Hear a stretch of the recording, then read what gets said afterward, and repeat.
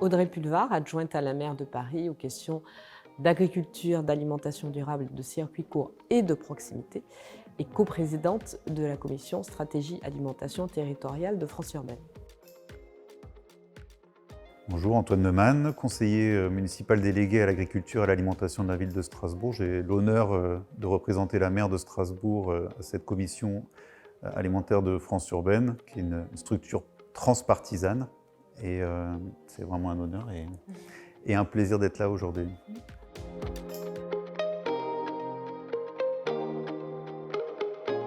Parce que dans nos territoires urbains, qui concentrent une majorité de la population française, nous sommes dépendants des territoires ruraux pour notre alimentation. Eux concentrent une majorité de la production alimentaire. Et puis, il y a pour nous une responsabilité en tant que collectivité, en tant que puissance publique, une responsabilité à assurer l'accès de toutes et tous à une alimentation durable, locale, de proximité et bien sûr de grande qualité.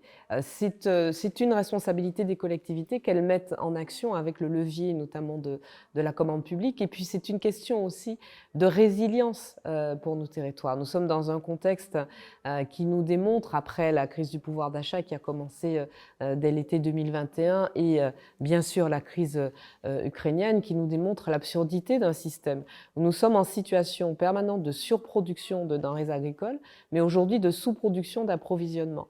Comment se fait-il que dans un territoire comme le territoire français, aussi divers, aussi varié, aussi riche en capacité de production agricole, paysanne, d'élevage, nous soyons en situation de sous-approvisionnement, de baisse de revenus des agricultrices et des agriculteurs et de hausse des prix pour les consommateurs et les consommatrices?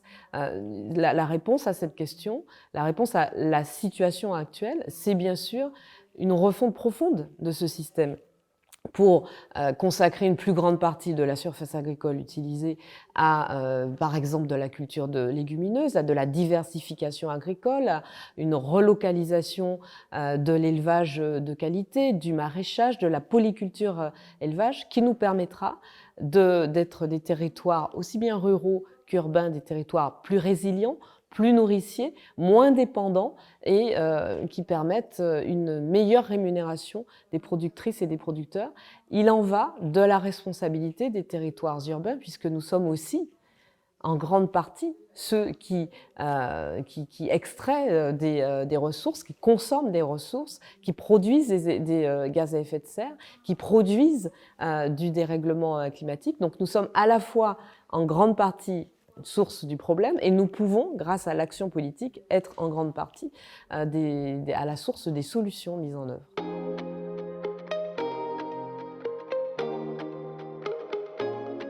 Nos territoires sont confrontés tout particulièrement à la notion de transition alimentaire, qui elle-même a fait monter un nouveau sujet qui était peu dans les radars avant, qui est la notion de système alimentaire.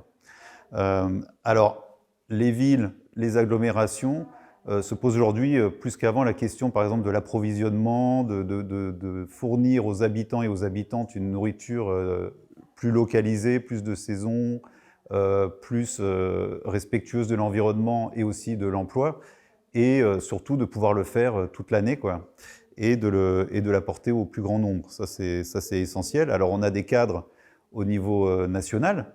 Par exemple, on a eu Egalim en 2018, on a eu la loi climat et résilience en 2021 qui ont posé certaines choses, en tout cas des intentions, ça c'est certain, et notamment des objectifs dans nos restaurations collectives, dans les cantines scolaires ou des lieux comme ça qui sont des lieux de démocratie alimentaire. Et à côté de ça, on a l'échelon européen qui, lui, peut-être n'a pas encore pris la mesure de toutes ces attentes des territoires. Alors il y a des programmes européens et même énormément de financements qui vont vers la question alimentaire et agricole. Je pense au FEADER, au FEDER ou au FSE qui vient évidemment, qui est indispensable notamment pour tout ce qui est aide alimentaire que les territoires sont bien heureux de pouvoir, dont on est bien heureux de pouvoir bénéficier. Et par contre, comme je disais, maintenant pour nous, pour les territoires urbains, il est l'heure de faire entendre nos besoins spécifiques au niveau européen, d'outils qui nous manquent pour accompagner la nécessaire transition alimentaire. Les territoires urbains et les modes d'action dont ils disposent, essentiellement, et c'est un levier magique, le levier de la commande publique.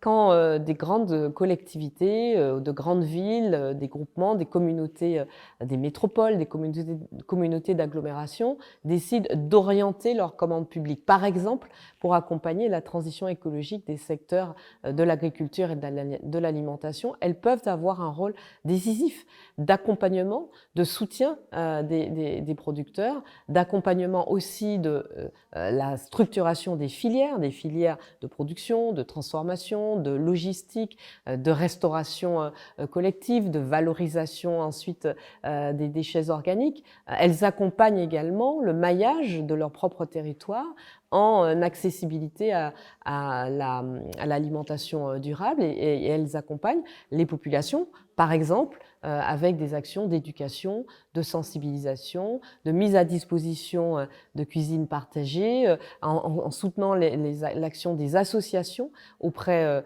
des plus jeunes et de leurs parents. Nous avons dans nos mains beaucoup de possibilités, beaucoup d'atouts qui permettent d'accompagner la nécessaire transition écologique de l'agriculture et qui permettent de garantir une accession de toutes et tous, quels que soient ses revenus, quel que soit son lieu d'habitation, quelles que soient ses origines, l'accession de toutes et tous à une alimentation de qualité.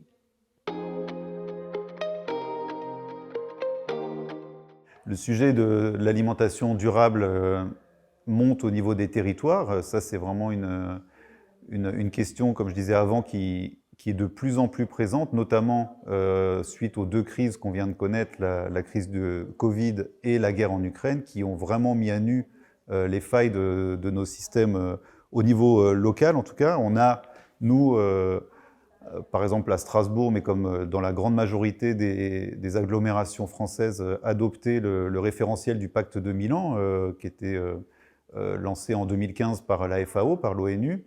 Mais maintenant, grâce à France Urbaine notamment, ça nous permet de fédérer des attentes plus spécifiques, peut-être plus techniques, plus propres aux enjeux des collectivités et de pouvoir être plus fort pour faire remonter cette parole auprès des institutions.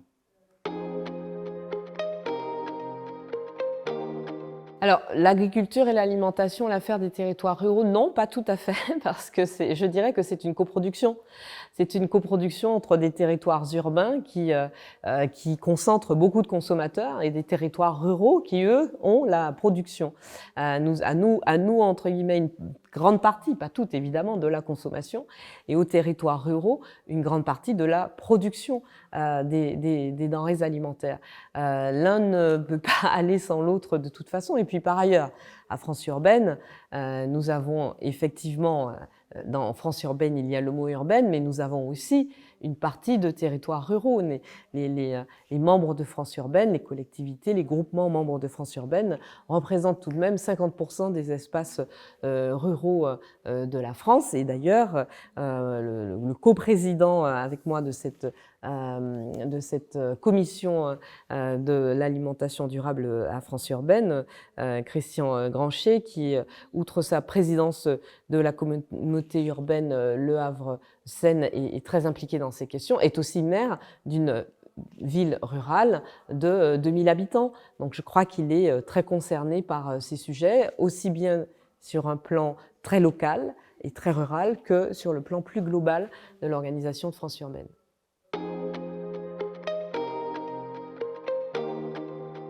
Un exemple dans le cadre de France Urbaine, c'est le projet Food Trail qui depuis 2020 engage à peu près 19 partenaires, dont notamment Eurocities, Grenoble Alpes Métropole, Bordeaux Métropole. Donc c'est un projet qui vise à faire de la prospective et comprendre un peu comment on peut avancer sur les questions alimentaires au niveau territorial avec plusieurs axes de travail, notamment un qui est essentiel, qui est la lutte contre le gaspillage sur toute la chaîne, du champ à l'assiette. Il y a évidemment aussi la question sociale, car l'alimentation aujourd'hui doit être pensé non seulement dans sa qualité, dans sa temporalité, mais aussi dans son accessibilité au plus grand nombre.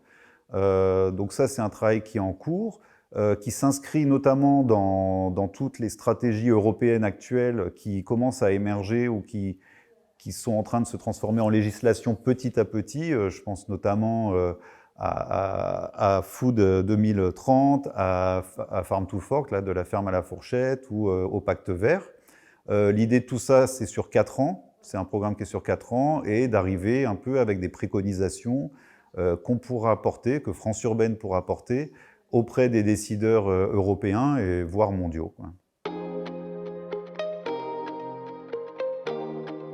Après nous être beaucoup intéressés à la réforme de la PAC, à la question de l'établissement d'un chèque alimentaire orienté vers l'alimentation durable, nous continuons de porter de nombreux combats, notamment la question d'une autorité organisatrice de l'alimentation. Nous pensons que certaines collectivités urbaines ont la capacité d'incarner cette autorité organisatrice de l'alimentation et de pouvoir coordonner de façon beaucoup plus cohérente les politiques en la matière. Nous continuerons également d'être très vigilants et très au combat sur les questions de financement des dispositifs d'alimentation durable, financement qui sont mis en cause par la fin des financements prévus par le plan de relance. Et donc, à nous de convaincre les autorités et l'État de pérenniser ces financements. La lutte contre la précarité alimentaire est évidemment un sujet qui est au cœur de nos préoccupations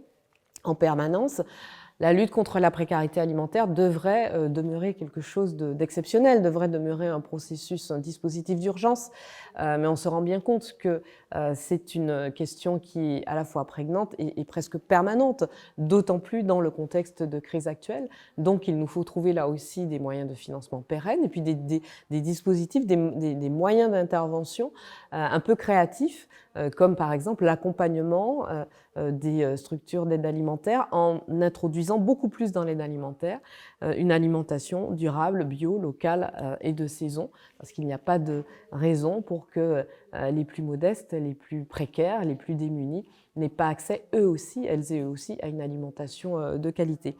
Et puis nous allons évidemment continuer de porter le fer pour obtenir le principe d'une exception agricole à l'échelle européenne. Aujourd'hui, le Code des marchés publics rend très difficile pour les collectivités le fait de valoriser les productions de qualité de leur territoire, de proximité, alors que la question de la relocalisation et du rapprochement des moyens de production, le fait de rendre nos territoires plus nourriciers est évidemment à l'agenda et à l'agenda de l'ensemble de nos collectivités. Donc nous continuerons, nous avons déjà initié un certain nombre d'initiatives, nous avons déjà pris un certain nombre d'initiatives à ce sujet et nous continuerons à porter cette question de l'exception agricole au niveau européen et ensuite l'action se poursuivra évidemment dans les mois qui viennent.